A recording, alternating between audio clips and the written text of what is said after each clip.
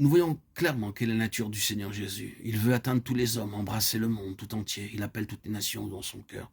Tous les hommes sont l'objet de son intérêt et non pas une seule nation. Il a dit à ses disciples, allez donc et faites des disciples de toutes les nations. Matthieu 28, 19. C'est la nature même de Jésus de faire cela.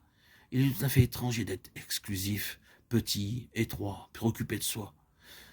Notre salut, c'est que nos cœurs soient élargis, de sorte qu'ils soient plus grands que nous-mêmes.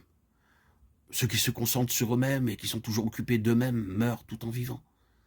Cela ne saurait être évité. Qu'un petit groupe d'enfants de Dieu vive uniquement pour soi, soit entièrement occupé de soi, ces jours seront comptés. Ils vivent une mort vivante. Leur destinée sera de se flétrir.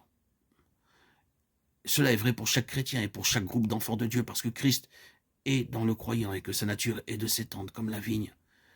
Il veut attirer tous les hommes à lui, et si ses enfants agissent différemment, ce sera une contradiction à sa nature même, qui est la nature du vrai cep. Jésus a dit, je suis le cep, vous êtes les sarments. Jean 15, 5. Les sarments du cep forment un seul cep. Ils partagent la même nature. Avons-nous remarqué que ce sont les sarments eux-mêmes qui étendent l'œuvre de Jésus?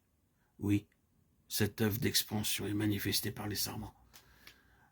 C'est là, naturellement, ce qui est arrivé à Jérusalem tout au commencement, lorsque quelques troubles s'élevèrent au sein de l'église chrétienne qui s'y trouvait. Ce fut la première difficulté que connut l'église chrétienne. Quelques-uns des premiers apôtres désiraient rester à Jérusalem et y édifier l'église. Oubliant le commandement du Seigneur, ils s'établissaient simplement pour faire de Jérusalem le centre de tout et de l'église un corps exclusif. Alors se leva au milieu d'eux un jeune homme plein de foi et du Saint-Esprit, Actes 6, 5. Son nom était Étienne. Si nous écoutons ce que dit Étienne, nous reconnaîtrons que son message a cette signification. Ceci ne peut pas se faire. Nous avons été appelés pour les nations. Nous ne devons pas être un peuple exclusif. Nous sommes appelés à une mission universelle et ne devons pas nous établir à Jérusalem. Quelques-uns des premiers chrétiens et des premiers chefs chrétiens ne furent pas d'accord avec lui. Naturellement, le vieil Israël n'était pas d'accord avec cela. Alors, ils lapidèrent Étienne pour cette question même de la mission universelle de l'Église. Nous ne pouvons faire autrement que de poser la question. Où étaient Jacques et Pierre lorsqu'Étienne fut lapidé?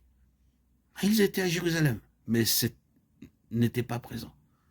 Pourquoi Étienne a-t-il été lapidé alors que Pierre et Jacques ne l'étaient pas? C'est parce qu'à ce moment-là, ils n'avaient pas pris la ligne qu'avait prise Étienne. Pour eux, Jérusalem était tout. Et naturellement, l'ancien Israël ne voulait pas les lapider pour cela. Ils étaient donc en sûreté en quelques endroits à Jérusalem, mais Étienne fut lapidé. Comprenons-nous qu'il y a en cela une chose dont nous devons nous tenir compte, que ce nouvel Israël a reçu une mission pour toute nation et qu'il y a un grand prix à payer pour cela. Tout le royaume de Satan est opposé à cela. Si nous devenons simplement une petite secte locale, tranquille, qui accepte des compromis, tout ira bien. L'ennemi ne s'inquiétera pas si nous vivons simplement dans nos propres murs et nos portes fermées, et le monde ne nous troublera pas. Il nous laissera en paix. Mais si nous nous élevons sur ce niveau céleste pour embrasser tous les hommes en Christ, nous verrons que le monde nous est opposé et que l'ennemi lutte contre nous. Vous et moi, nous devrions comprendre cela en notre jour, comme personne ne l'a encore jamais compris. Ne voyons-nous pas ce qui arrive dans les nations? Il reste un seul missionnaire en Chine. Il n'est plus possible à personne d'entrer dans ce pays. Et cette même chose se produit dans d'autres parties du monde, en Orient, plus particulièrement où il n'y a plus ou pratiquement plus de chrétiens.